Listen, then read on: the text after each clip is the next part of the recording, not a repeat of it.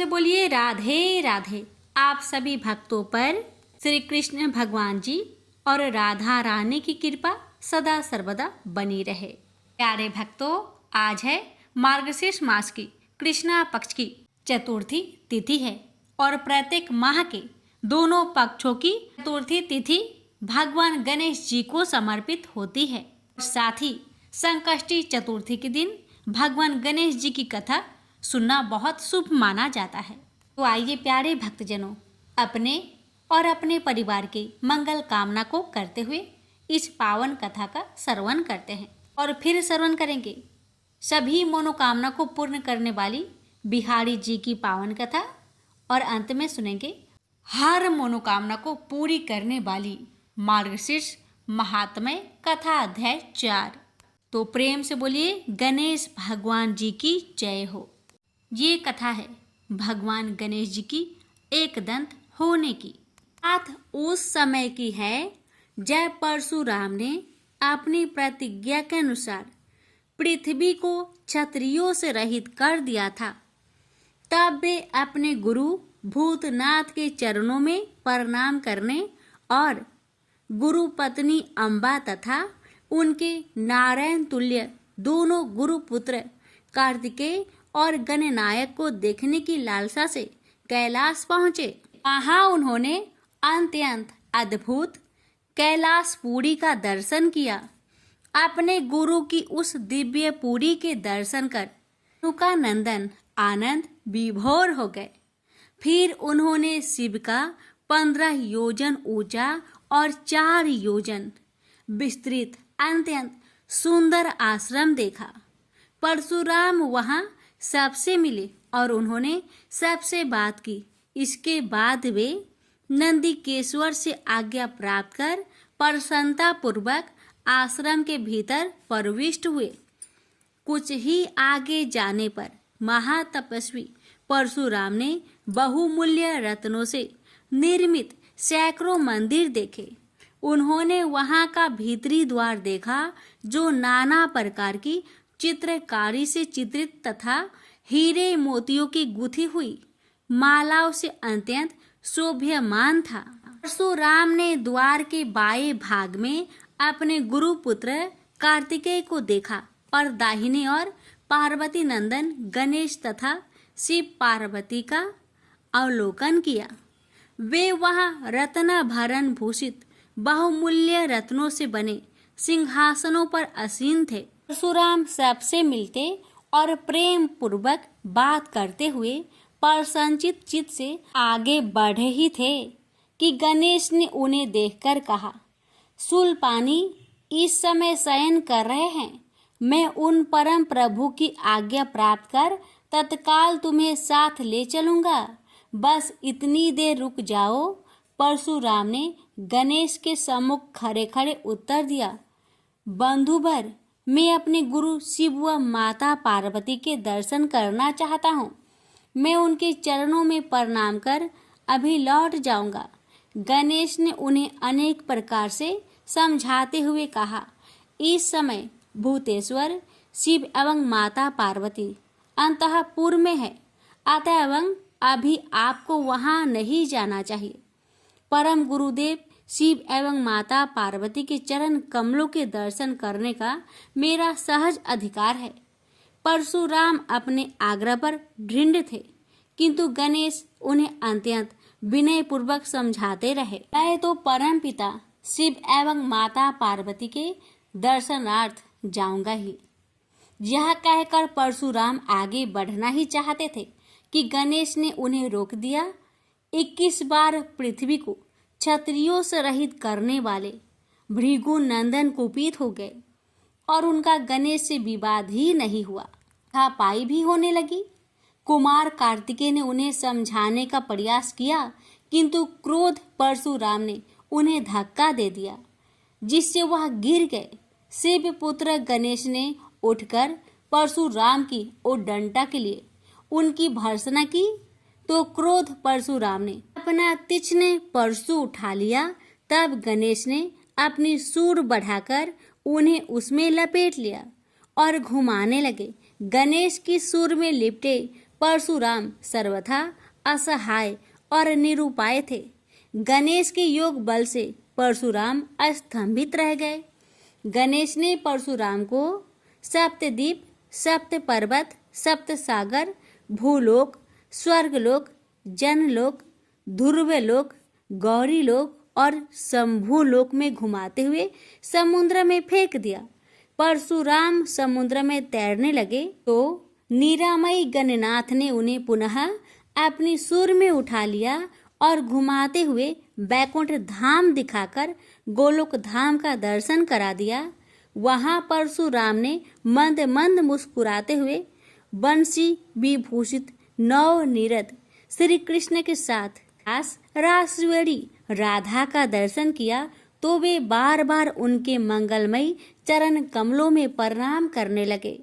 कुछ देर बाद परशुराम सचेत होकर पृथ्वी पर गिर पड़े। समय उनका प्रतिवादी मुख स्तंभ गणेश जी द्वारा किया हुआ स्तंभन भी दूर हो गया।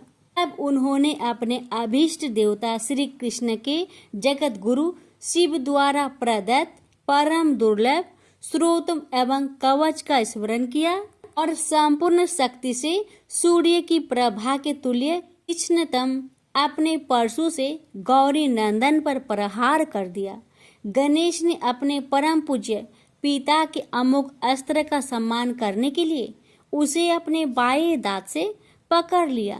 शिव शक्ति के प्रभाव से वह तेजस्वी परशु गणेश के बाएं दांत को समूल काट कर पुनः रेणु का पुत्र परशुराम के हाथ में लौट आया।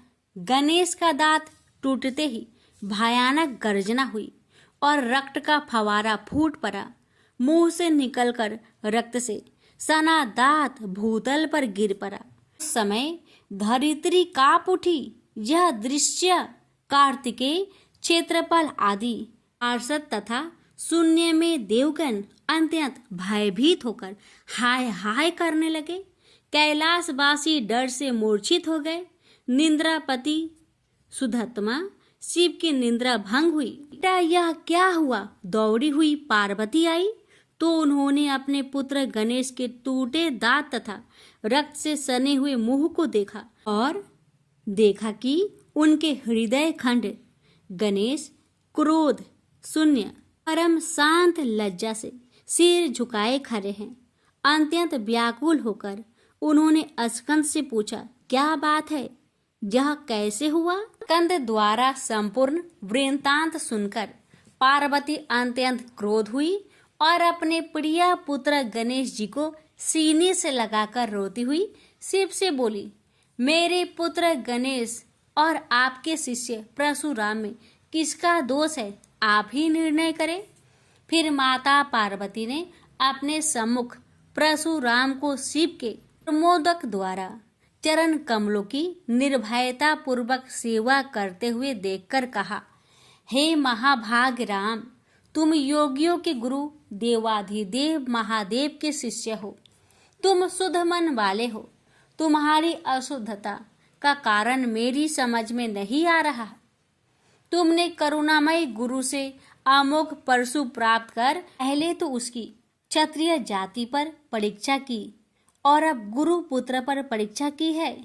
श्रुति गुरु दक्षिणा देने का निर्देश करती है और तुमने अत्यंत निर्दयता पूर्वक गुरु पुत्र का समूल एक दांत ही नष्ट कर दिया। अब इसका सिर भी काट डालो। चरमता का अमोघ परशु प्राप्त कर ले तो क्षुद्र श्रृंगाल भी वनराज को मार सकता है। इतना कहकर क्रोध से भगवती पार्वती परशुराम को मारने के लिए प्रस्तुत हो गई। भय बस परशुराम ने मन ही मन करुणा सागर गुरु को प्रणाम कर अपने इष्ट देव गोलोकनाथ श्री कृष्ण का स्मरण किया। तभी पार्वती ने अपने सम्मुख एक बौने ब्राह्मण बालक को देखा।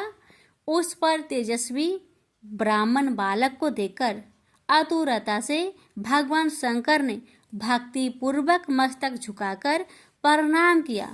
उसके बाद माता पार्वती ने भी उसे प्रणाम किया। परम तेजस्वी ब्राह्मण बालक ने शिव एवं पार्वती को शुभ आशीर्वाद प्रदान किया। यह दृश्य देखकर कैलाशवासी बालक बालिकाएं भयभीत एवं चकित हो गए। फिर भगवान शंकर ने उनका पूजन किया। वे वामन भगवान रत्न सिंहासन पर विराजमान थे। उनका उत्कृष्ट तेज सर्वत्र फैल रहा था। भगवान शंकर ने मधुर शब्दों में कहा, आज मेरा परम सौभाग्य है जो आपने कृपा पूर्वक मेरे यहाँ पधारकर मुझे सेवा का अवसर प्रदान किया है। आशुतोष शिव की मधुर वाणी से प्रसन्न होकर ब्राह्मण बाल रूपी स्वयं श्री हरि ने गंभीर स्वर में कहा, आप लोग की वर्तमान स्थिति जानकर मैं श्वेत द्वीप से आ रहा हूँ। मेरे भक्तों का कभी अमंगल नहीं होता। मेरा सहस्त्रसार उनके रक्षार्थ प्रतिक्षण प्रस्तुत रहता है, किंतु गुरु के रुष्ट होने पर मैं विवश हो जाता हूँ। गुरु की अवहेलना बलवती होती है। विद्या और मंत्र प्रदान करने वाला गुरु अभिष्ट देव से 100 गुना श्रेष्ठ है। गुरु से बढ़कर कोई देवता नहीं है, पार्वती से बढ़कर कोई पतिव्रता नहीं है तथा गणेश से उत्तम कोई जितेंद्रिय नहीं है। भृगु नंदन ने गुरु पत्नी एवं गुरु पुत्र की अवहेलना कर दी है। उसी का मार्जन करने के लिए मैं यहाँ उपस्थित हुआ हूँ। श्री हरि ने भगवान शंकर के बाद भगवती पार्वती से कहा, तुम जग जननी हो। तुम्हारे लिए गणेश, कार्तिकेय और परशुराम भी पुत्र तुल्य है। इन परशुराम ने स्नेह के प्रति शिव और तुम्हारे मन में भेद नहीं है। अतः एवं जो उचित समझो करो। देव बड़ा प्रबल होता है। बालकों का यह विवाद तो देव दोष से ही घटित हुआ है। तुम्हारे इस प्रिय पुत्र का एक दंत नाम वेदों में प्रसिद्ध है। फिर श्री हरि ने परशुराम से कहा, राम, तुमने क्रोधवश शिवा पुत्र गणेश का दांत तोड़कर अनुचित किया है। इस कारण तुम निश्चय ही अपराधी हो। ये सर्वशक्ति स्वरूपा पार्वती प्रकृति से परे और निर्गुण है। श्री कृष्ण भी इन्हीं की शक्ति से शक्तिशाली हुए हैं। ये समस्त देवताओं की जननी है। तुम इनकी स्तुति कर इन्हें संतुष्ट करो। इतना कहकर श्री हरि वैकुंठ के लिए प्रस्थान कर गए। परशुराम ने भी स्नान कर शुद्ध वस्त्र धारण कर लिए। वह हाथ जोड़कर गुरुदेव के चरणों में प्रणाम कर सिर झुकाए जगजननी गौरी का स्तवन करने लगे। भक्तवर परशुराम के संपूर्ण अंग पुलकित थे और उनके नेत्र से अश्रु प्रवाहित हो रहे थे। इस प्रकार करुण प्रार्थना करते हुए अंत में परशुराम ने कहा, जगजननी रक्षा करो, रक्षा करो, मेरे अपराध को क्षमा कर दो। भला कहीं बच्चे के अपराध करने से माता कुपित होती है। यह कहकर परशुराम ने माता पार्वती के चरणों में प्रणाम कर अत्यंत दुखी होकर रोने लगे। परशुराम की करुण प्रार्थना से करुणामयी पार्वती का हृदय द्रवित हो गया। उन्होंने प्रीति पूर्वक परशुराम को अभय दान देते हुए कहा, बेटा अब शांत हो जाओ। आशुतोष के अनुग्रह से तुम्हारी सर्वत्र विजय हो। सर्वतरात्मा श्री हरि तुम पर सदा प्रसन्न रहे। गुरुदेव शिव में तुम्हारी भक्ति सुदृढ़ रहे। तुम अमर हो जाओ। इसी प्रकार दयामयी पार्वती ने परशुराम को आशीर्वाद दिया और वे अपने अंतपुर में चली गई।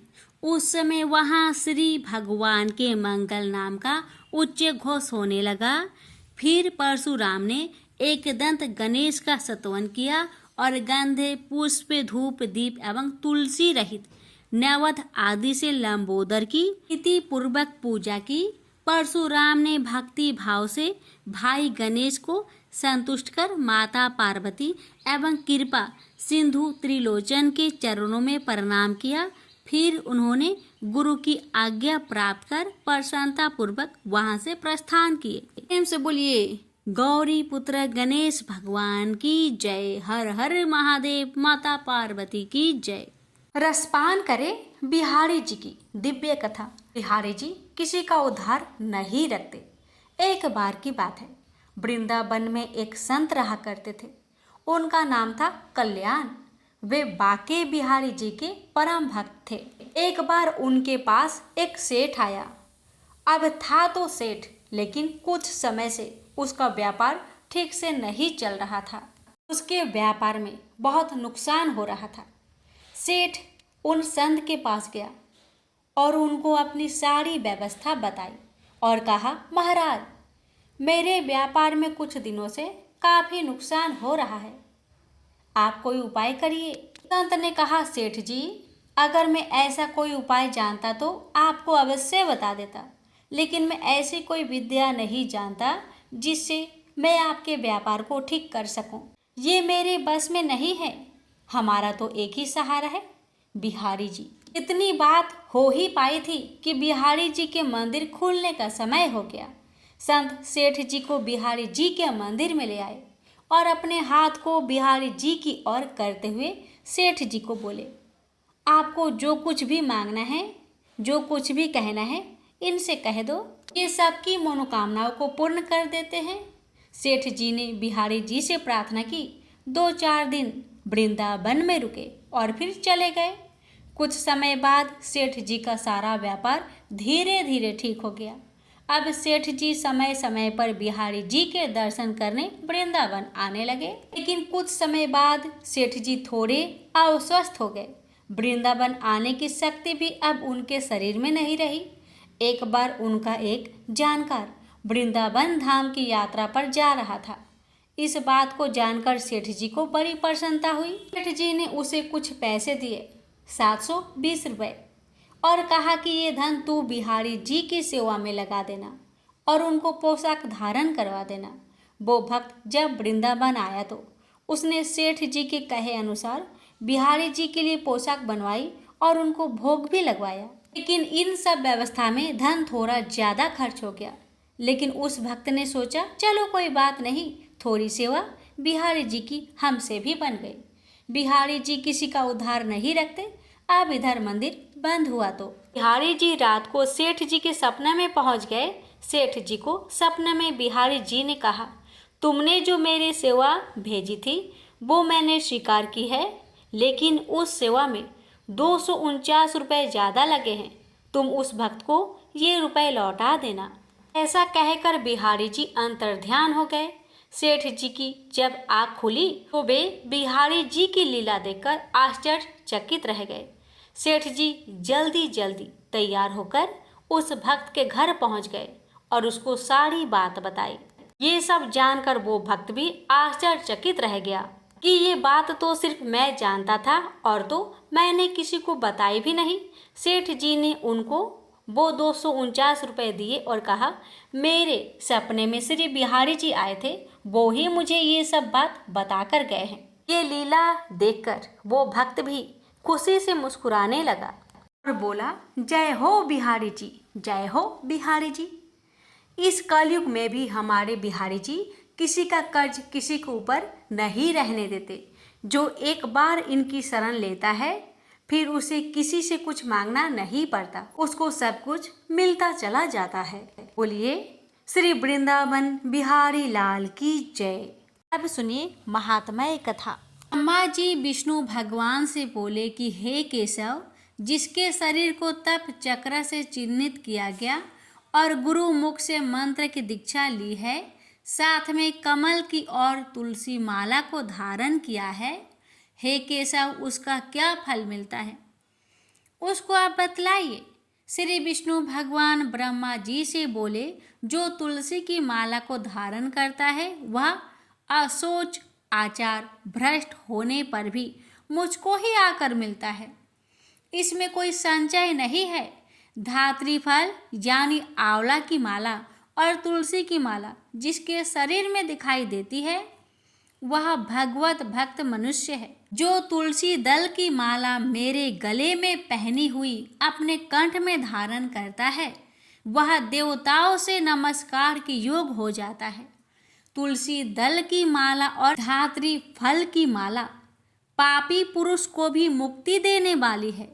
जो सेवक तुलसी दल की व आंवला की माला धारण करता है उसको मुक्ति मिलती है। जो तुलसी दल की माला मेरे को चढ़ाकर धारण करता है, उसको उस माला के प्रत्येक पत्र में 10-10 अश्वमेध यज्ञ करने का फल मिलता है। हे वत्स, जो तुलसी की माला को धारण करता है, उस सेवक को नित्य द्वारिका में रहने का फल देता हूँ। जो भक्ति से तुलसी काष्ठ की माला को मुझे अर्पण करके धारण करता है, उस मनुष्य में कोई भी पाप नहीं रहता। जो तुलसी काष्ठ की माला धारण करता है, उसका ना तो प्रायश्चित है, ना ही उसके शरीर में आशोच है, बल्कि वह मेरे प्राणों से भी श्रेष्ठ है और मैं उस पर सदा प्रसन्न रहता हूँ। जिस मनुष्य के बाहु और सिर तथा हाथ में और शरीर पर तुलसी काष्ठ का आभूषण है, वह मेरा प्रिय भक्त है। जो तुलसी काष्ठ की मालाओं से भूषित होकर पितरों के निमित्त अथवा देवताओं के निमित्त पुण्य कर्म करता है, तो उसको कोटि गुना पुण्य फल प्राप्त होता है। तुलसी काष्ठ की माला को देखकर प्रेत यानी यमराज के दूत दूर से ही भाग जाते हैं। जैसे वायु के वेग से पत्र कहीं का कहीं चला जाता है, जिसके गृह में तुलसी काष्ठ अथवा तुलसी पत्र शुष्क अथवा आर्द्र गीला रहता है। कलयुग में भी पाप नष्ट हो जाते हैं। पृथ्वी पर भ्रमण करते समय तुलसी काष्ठ की माला धारण करने पर उस भक्त के दुख, दुष्ट और शत्रु भय नहीं रहता। जो अंधविश्वासी पाप बुद्धि वाले तुलसी काष्ठ की माला धारण नहीं करते, तो उन मनुष्य को नरक में भी उद्धार नहीं होता, क्योंकि वे मेरे कोप रूपी अग्नि से जले हुए हैं।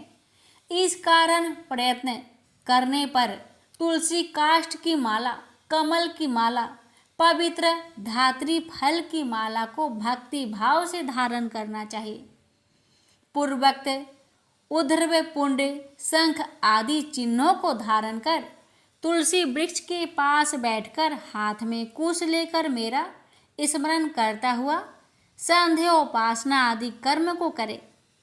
मेरा भक्त संध्या उपासना करने से पहले गुरु को नमस्कार करे, फिर मेरा पूजन करे।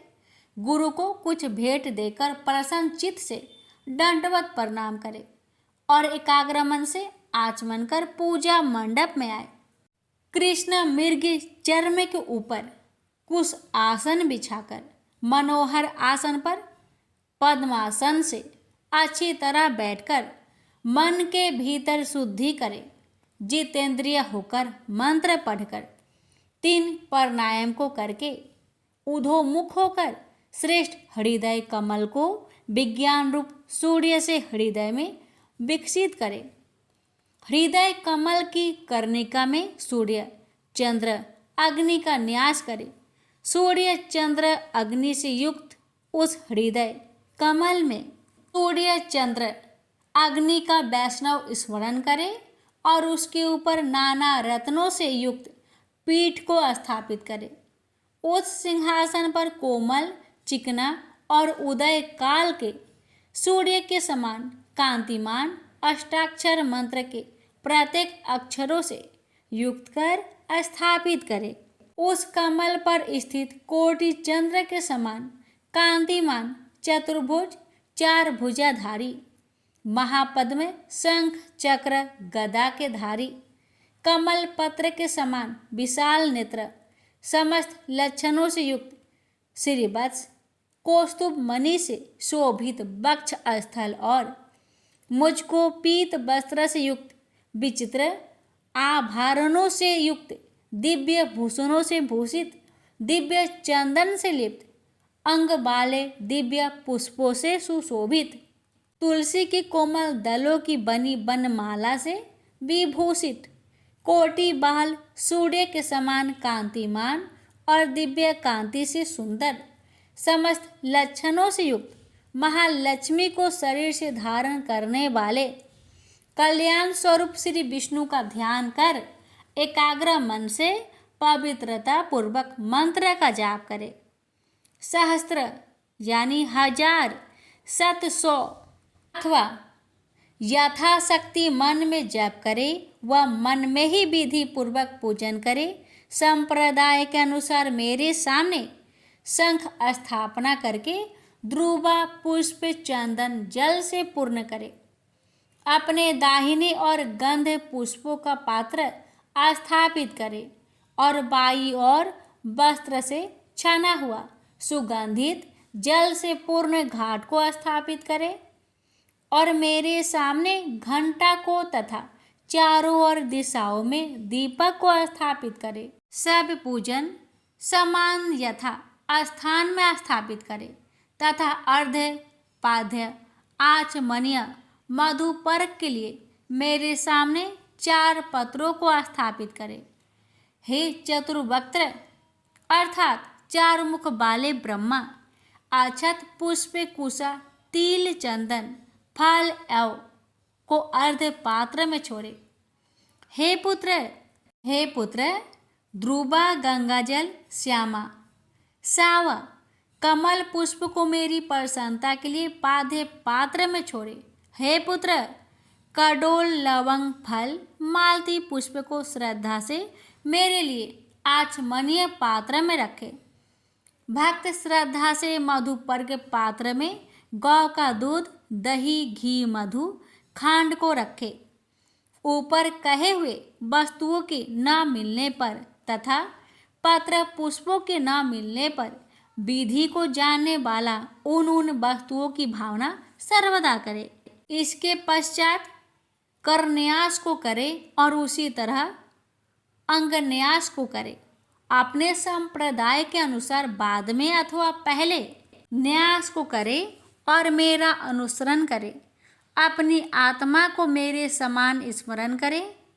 हे चतुर्वक्त्र पूजा के आरंभ में मनुष्य मंगल पाठ पढ़े। इसके बाद मेरा प्रिय जो 5 जन्य शंख है उसका पूजन करे।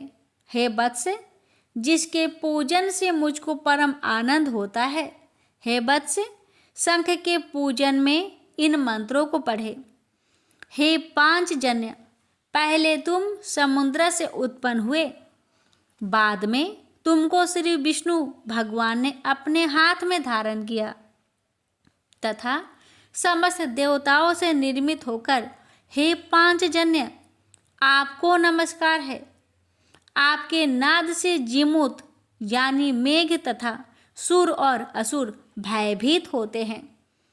हे अयुत चंद्रमा के समान दीप्त कांतिमान 5 जाने आपको नमस्कार है और तुम्हारे नाद से देव शत्रुओं की स्त्री के गर्भ पाताल लोक में 1000 टुकड़े हो जाते हैं।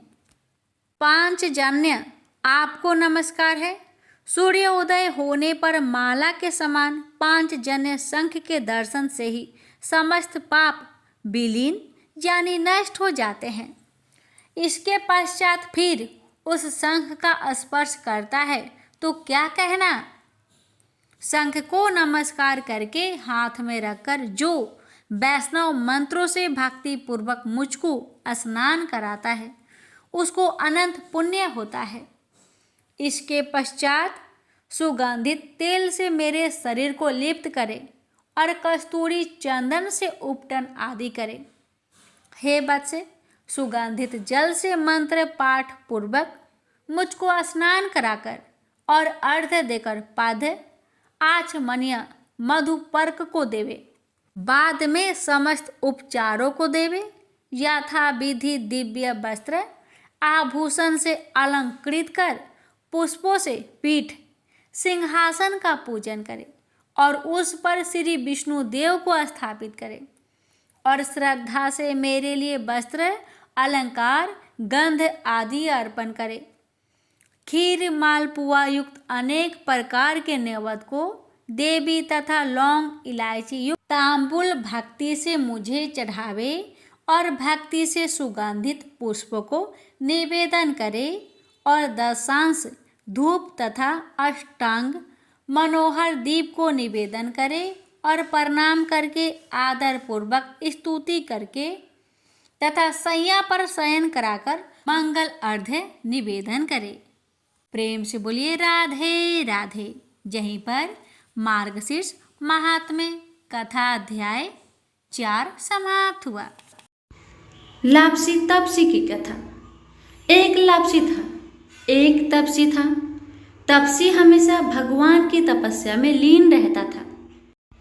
लापसी रोजाना सवा सेर की लापसी बनाकर भगवान का भोग लगाकर जीम लेता था। एक दिन दोनों लड़ने लगे। लापसी बोला, मैं रोज भगवान की तपस्या करता हूँ, इसलिए मैं बड़ा हूँ। लापसी बोला कि मैं रोज भगवान को सवा सेर लापसी का भोग लगाता हूँ, इसलिए मैं बड़ा हूँ। नारद जी वहां से गुजर रहे थे। दोनों को लड़ता देखकर उनसे पूछा कि क्यों तुम लड़ रहे हो। लापसी ने खुद को बड़ा होने का कारण बताया और तपसी ने अपना कारण बताया। नारद जी बोले, तुम्हारा फैसला मैं कर दूंगा। दूसरे दिन लापसी और तपसी नहाकर अपनी रोज की भक्ति करने आए तो नारद जी ने छुपकर 1.25 करोड़ की एक एक अंगूठी उन दोनों के आगे रख दी। तपसी की नजर जब अंगूठी पर पड़ी तो उसने चुपचाप अंगूठी उठाकर अपने नीचे दबा ली। लापसी की नजर अंगूठी पर पड़ी लेकिन उसने ध्यान नहीं दिया। भगवान को भोग लगाकर लापसी खाने लगा। नारद जी सामने आए तो दोनों ने पूछा कि कौन बड़ा। तो नारद जी ने तपसी को खड़ा होने को कहा। वो खड़ा हुआ तो उसके नीचे दबी अंगूठी दिखाई पड़ी। नारद जी ने तपसी से कहा, तपस्या करने के बाद भी तुम्हारी चोरी करने की आदत नहीं गई, इसलिए लापसी बड़ा है और तुम्हें तुम्हारी तपस्या का कोई भी फल नहीं मिलेगा। तपसी शर्मिंदा होकर माफी मांगने लगा। उसने नारद जी से पूछा, मुझे मेरी तपस्या का फल कैसे मिलेगा। नारद जी ने कहा, यदि कोई गाय और कुत्ते की रोटी नहीं बनाएगा तो फल तुझे मिलेगा। यदि कोई ब्राह्मण को भोजन करवाकर दक्षिणा नहीं देगा तो फल तुझे मिलेगा। यदि कोई साड़ी के साथ ब्लाउज नहीं देगा तो फल तुझे मिलेगा। यदि कोई दिए से दिया जलाएगा तो फल तुझे मिलेगा। यदि कोई सारी कहानी सुने लेकिन तुम्हारी कहानी नहीं सुने तो फल तुझे मिलेगा। उसी दिन से हर व्रत कथा कहानी के साथ लापसी तपसी की कहानी भी सुनी और कही जाती है। प्रेम से बोलिए लक्ष्मी नारायण की जय।